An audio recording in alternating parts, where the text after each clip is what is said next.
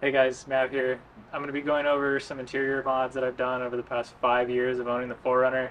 We'll kind of cover everything that I recommend and things I've changed. So, let's head inside. Okay, so the first thing that I did after I bought the 4Runner is I bought WeatherTech all-weather floor mats. And I think for anybody, honestly, even like your daily driver or something, having the all-weather floor mats is a huge upgrade. And they've lasted these 5 years with zero issues, and they've been great. I love these floor mats, so I would definitely recommend floor mats as a first interior mod. Alright, another thing I did on the inside was next to the steering wheel, I did put an S-Pod. It controls my air compressor, front and rear lockers, my Baja Designs Quadrant Pros for fog lights, and then my Baja Designs XL Pros in a spot configuration. I haven't had any other company before for switch and like accessory management, I guess you would call it. S-Pod is the only experience I have, and they've been amazing. I'll definitely keep using them, but I know there's other companies like Switch Pros, S-Pod.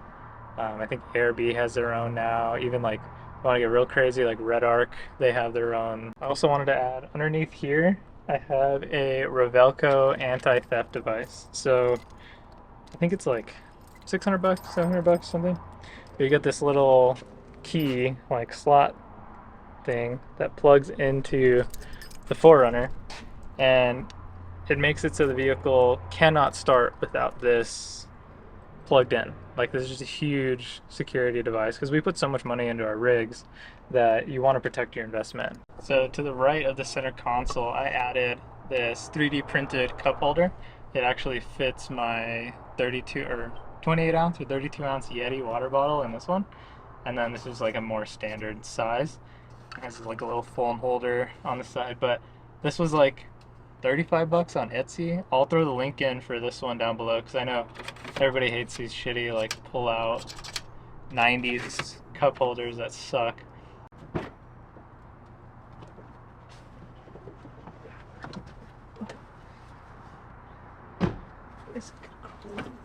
Alright, here in the back you may see I have no back seats in the 4Runner. I decided to take them out probably a year ago, year and a half ago maybe, but I never have anyone in the back of the 4Runner. Usually it's like one passenger up front, or I'm usually by myself. So it didn't make any sense to keep the back seats in there. It created a lot more space to store items when I go camping. I don't know if I recommend it or if I don't. I guess it just depends on your situation. I know a lot of people have kids or have dogs, or they take a lot of buddies with them all the time, but I really like not having the back seat back here. It's really nice being able to throw all my shit in the back. So I also wanted to mention that I did sound deadening material here in the back of the 4Runner as well. It was Kilmat was the material that I used. So I have it all underneath the rear carpet, and then I did double layers on the fender wells just because rocks get kicked up from the mud trains, and I do have more under here. But I think it was like 50 bucks for 36 square feet on Amazon. I'll throw the link down description too for the Kilmat material, but it has made a really big difference in here. I haven't done the whole front of the 4Runner just because I was planning on doing like PRP seats. Got a RAM mount for my phone, and this thing's been great. I just literally have it screwed into the dash. It's been like this for probably four-ish years or so.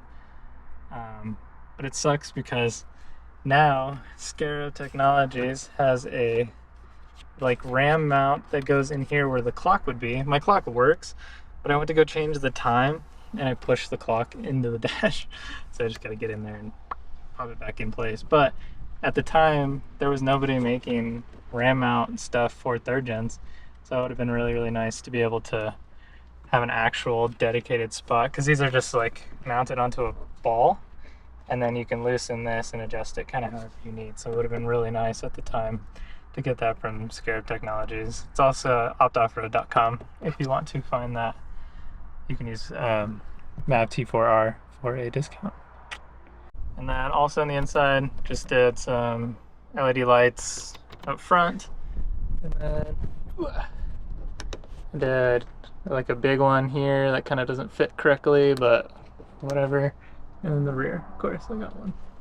Alright, so that's it for this video. Those are kind of the interior mods that I recommend, the ones that I've done over the past 5 years owning the 4Runner. If you have any suggestions or comments or questions and stuff, hit it down below. Please hit the thumbs up button. I really appreciate it. Helps push these videos in the YouTube algorithm for me. And if you haven't subscribed, please subscribe. So, you guys have a good day. Peace.